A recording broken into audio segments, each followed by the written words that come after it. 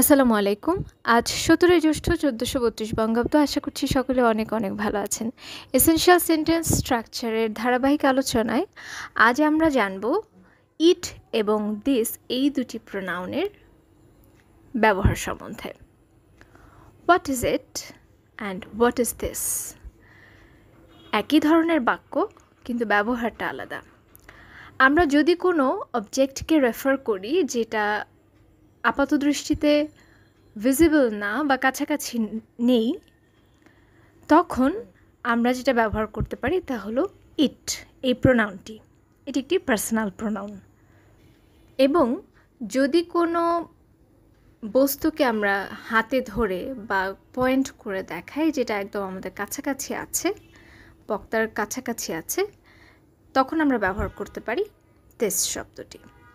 তাহলে আমরা যদি কোনো একটা স্ট্রেঞ্জ নয়েজ শুনি তখন আমরা বলতে পারি হোয়াট ইজ ইট। আর যদি আমরা কোনো একটা অপরিচিত কিছু হাতে নিয়ে কাউকে দেখিয়ে বোঝাতে চাই কিছু বা পয়েন্ট করতে চাই, তখন আমরা বলতে পারি হোয়াট ইজ দিস। অসংখ্য ধন্যবাদ।